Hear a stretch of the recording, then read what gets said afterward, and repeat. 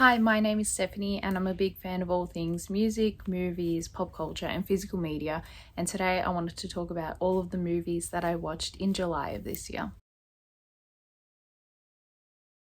So here's a list of all the movies that I watched in July. I watched 23 all up. 10 of them I had never seen before and 3 of them I saw in the cinema. Here are all of the movies from that list that I own on DVD or Blu-ray, and then the rest I saw in the cinema. I'm actually kind of surprised with the amount of movies that I watched last month. There is like a running trend of rewatches and revisiting some of my favorite movies and revisiting movies that I haven't seen in a long time, as well as obviously the new ones that I watched. The 3 movies that I saw in cinema last month made me want to keep going to the movies, but I feel like a lot has come out and a lot is coming out that I'm really interested in. And it was the same story with June. There were a lot of like movies, horror movies that were really interesting and fun in cinemas. So yeah, I would say this was a really good movie month. Because there are 23 movies on this list, I will get cracking. So the first movie that I saw was Toy Story 5, which I saw in the cinema, and I really enjoyed this movie. I'm a big fan of the Toy Story franchise. I grew up on them, mainly the first 2 I've seen a million times, and they make me very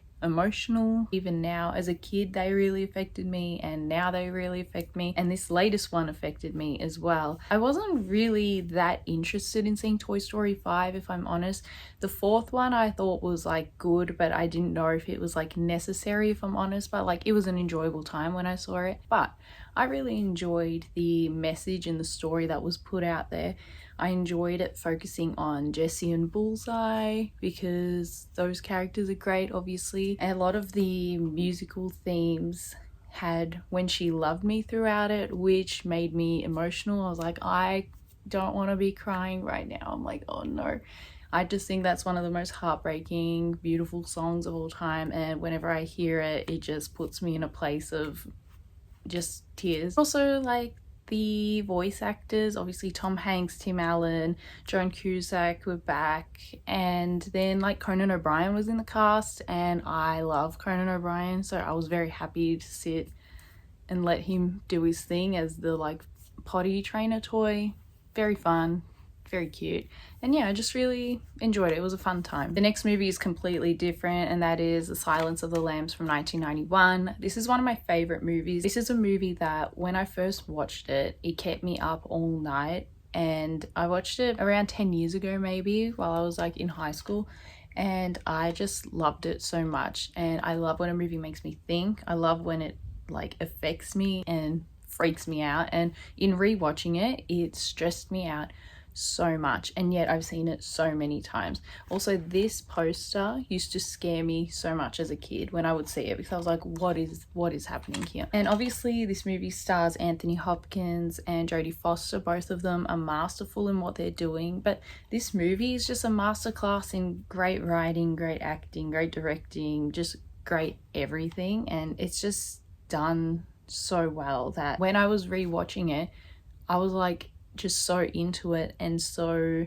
affected by it, and I knew what was going to happen, and it still stressed me out and affected me in like the best way. This movie also did the big 5 at the Academy Awards. It won Best Picture, Best Actor, Best Actress, Best Writing and Best Director, which is like a rare feat, and it's so well deserved. Like, this movie is the best. The next movie is My Big Fat Greek Wedding from 2002. This is another one of my favorite movies of all time. I've seen this many times since I was a kid, and the last time I watched it last month, I cried during it because I just think it's a perfect movie.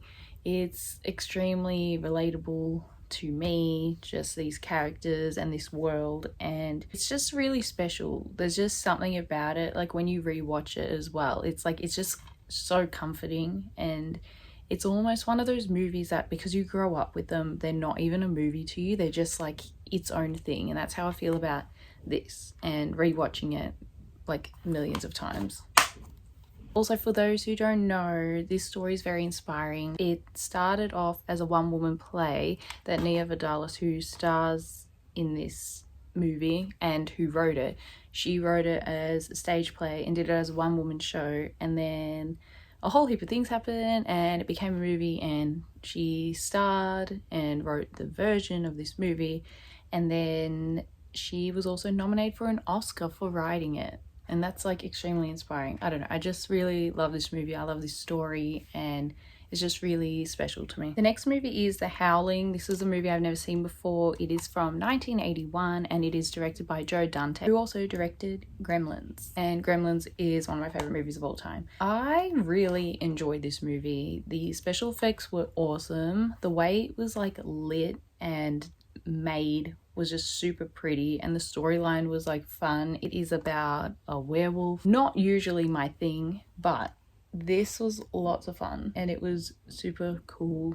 And yeah, just a fun 80s movie with a cool werewolf. Next is another one of my favorite movies of all time, and that is the Simpsons movie from 2007. I first saw this movie in cinemas when it came out because I love the Simpsons, and since then I have watched this so many times and I never get sick of it. But I watched this again and I enjoyed it and I laughed all the way through it because these are my like comfort characters. The Simpsons is like my favorite show of all time. I just love it so much and I love this movie. Number 6 is After We Fell from 2021. I had not seen this movie. I had read the book when it was a thing on the internet.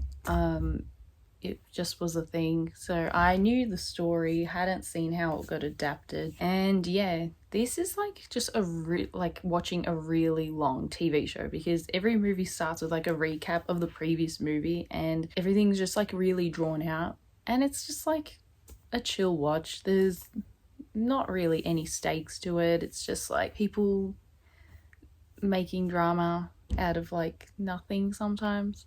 It's just fun to watch. Number 7 is The Hunchback of Notre 2 from 2002. And this is one of my favorite Disney sequels. I love this movie. It's honestly probably one of my favorite movies. I just like enjoy it every time.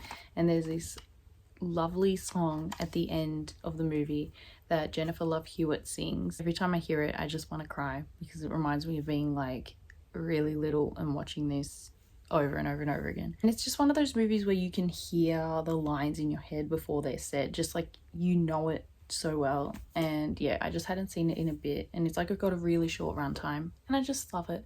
Hunchback of Notre Dame is one of my favorite movies of all time and favorite Disney movies because it's dark and it's interesting and there's so much happening, and to watch it as a kid just kind of does something to you. And it's like a movie for adults. There's a lot of themes in there that are really dark and they're just so cool, and seeing it animated and it's just stunning, and the music in it's amazing. I love it.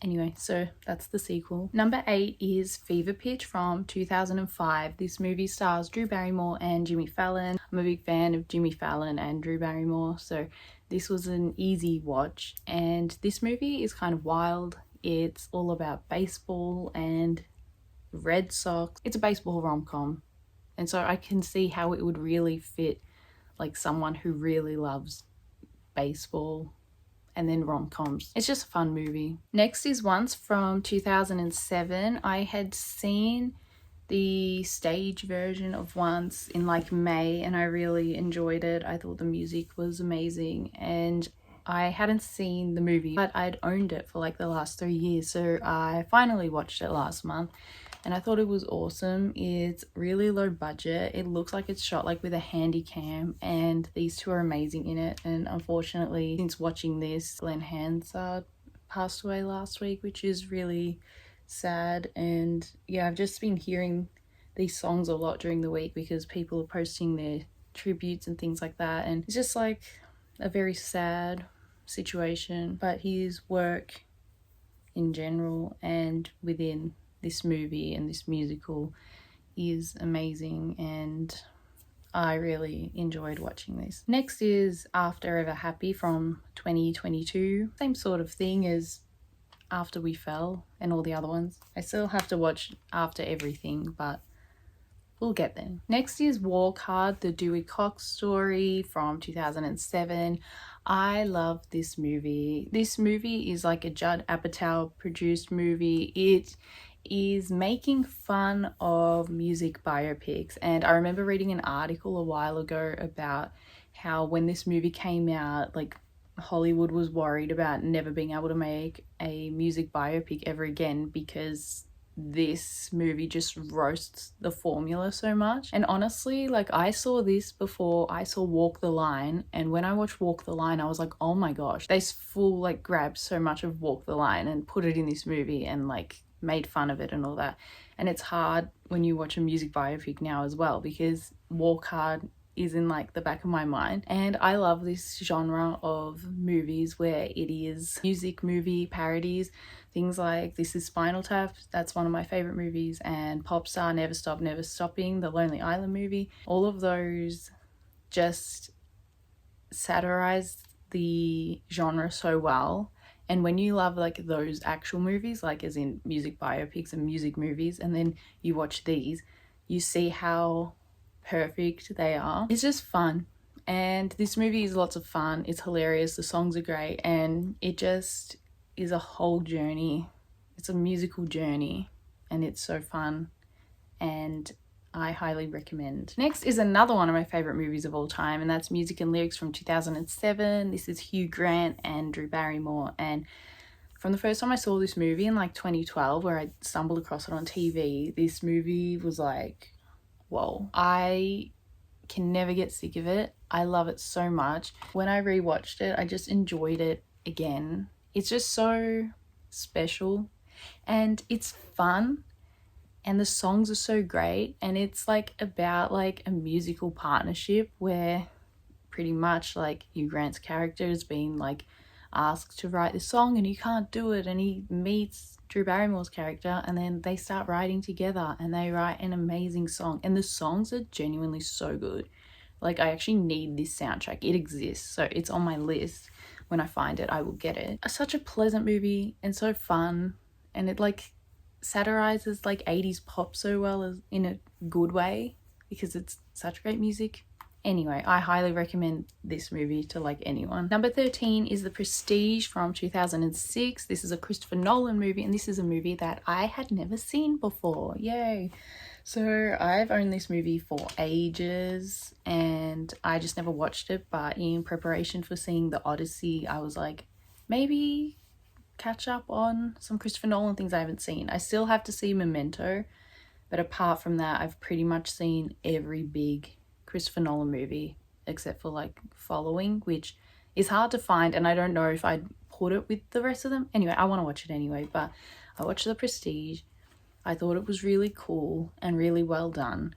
I'm someone that like, I can't really fault Christopher Nolan, and I wouldn't try to. I just admire him too much, and I admire like what was happening in this movie, and it's a fun watch. It's about like magic and magic tricks, and Christian Bale and Hugh Jackman and Scarlett Johansson are there, and Michael Caine and David Bowie, and I love David Bowie. So yeah, this was just really fun, and again, it's Christopher Nolan being cool. Next is Weird, the Al Yankovic story, which came out in 2022.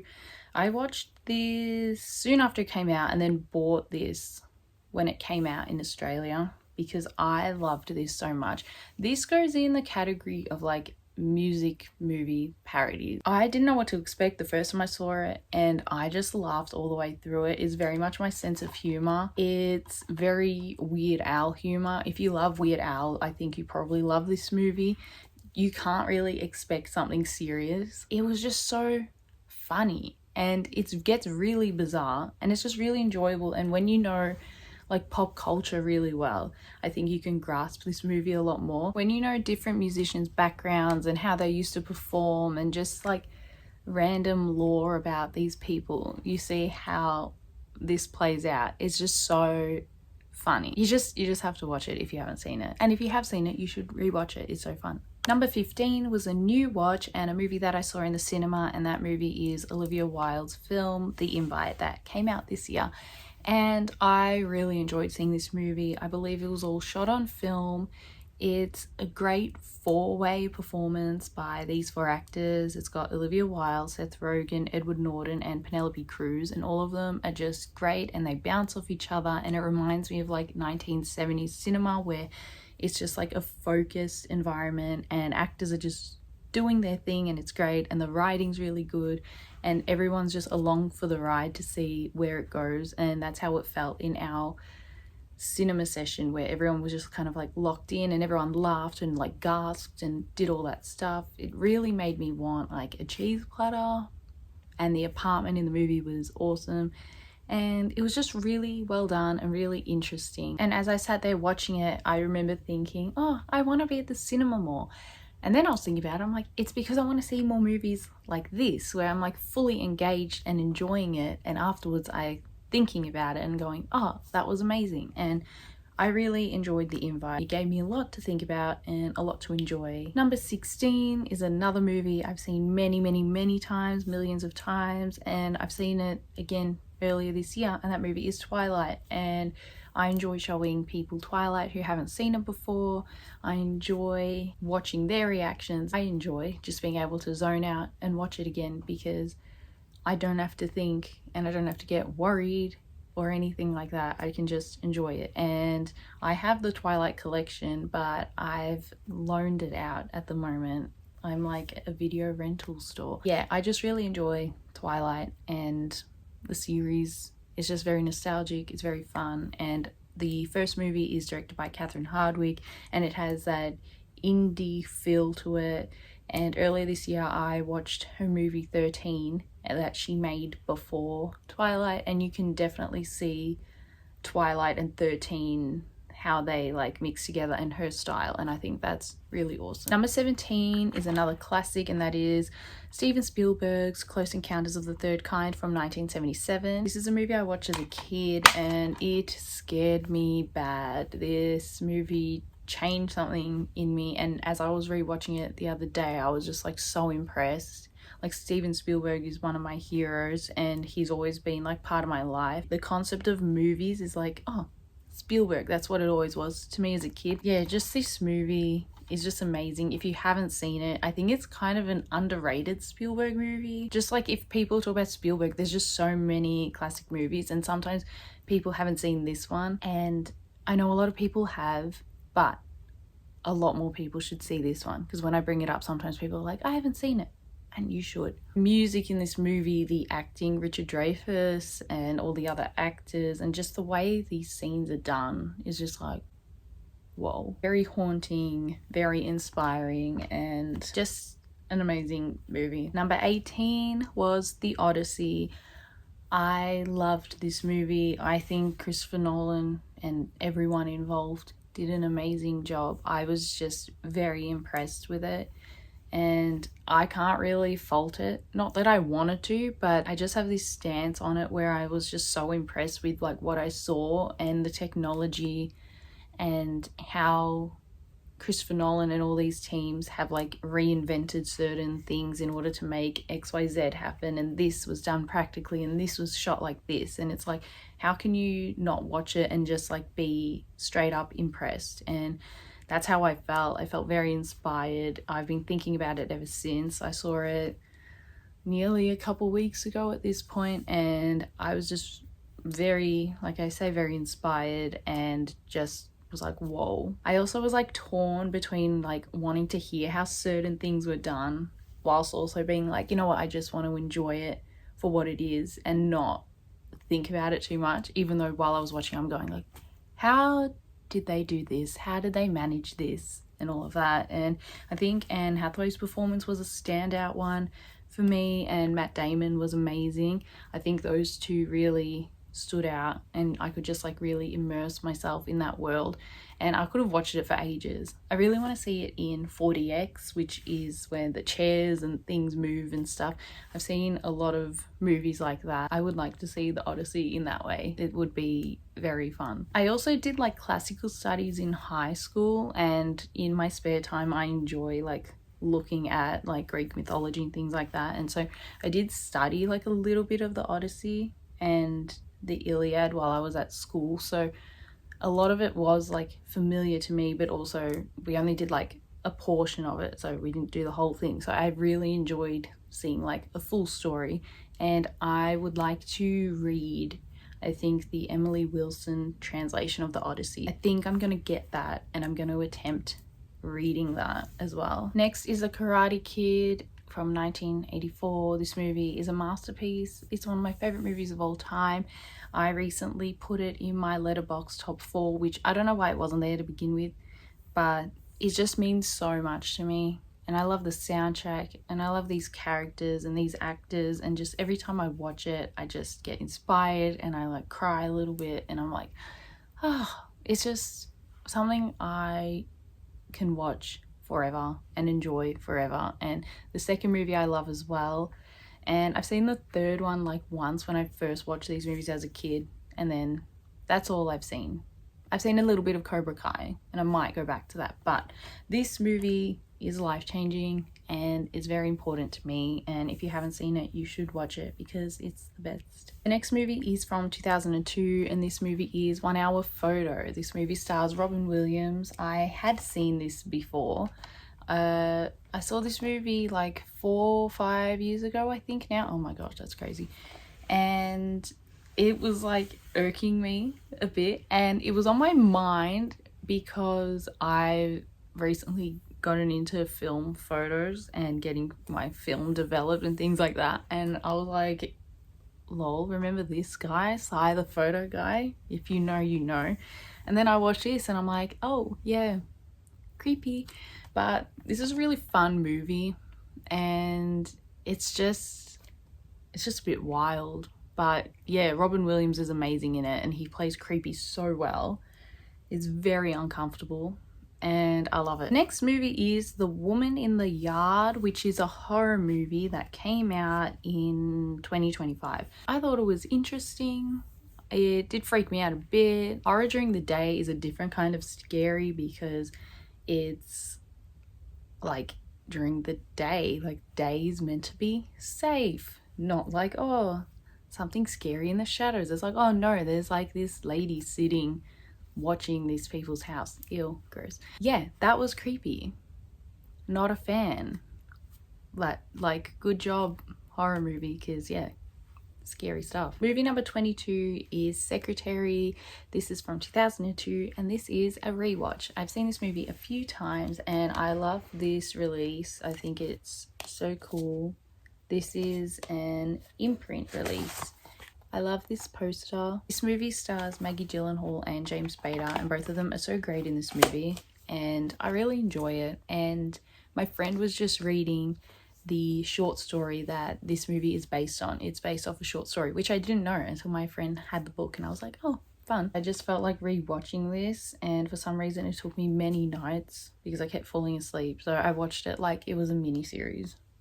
Lol. And then the final movie, number 23, that I watched in July was a movie Blowout, which is a Brian De Palma movie from 1981 starring John Travolta, and this movie is one of my favorite movies of all time. When I first discovered this movie, I watched it the following night straight away because I just like loved it so much and I just thought it was stunning. I thought it was interesting. The setup and everything was just awesome, and John Travolta's amazing in it. And this is a Criterion Collection version of it, which is super fun, and it looked so stunning. The Blu-ray looked amazing, and I'm someone that's like very into DVDs. Like I don't want to hear about the picture quality of DVD compared to Blu-ray. Like I will do my own thing, but this looked amazing and watching this again was amazing and it stressed me out. It's a great movie and it's just awesome. It's just done so well.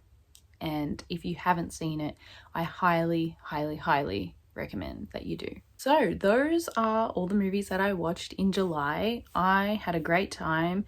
There are a lot of great rewatches in there, a lot of my favorite movies in there, a lot of new watches that I really enjoyed, and it's made me very excited to keep watching movies, obviously, in August. And I'm very, very excited to keep adding to my lists and continue watching. Let me know what you've been watching so I can see some more things to add to my watch list, and I will see you in the next video.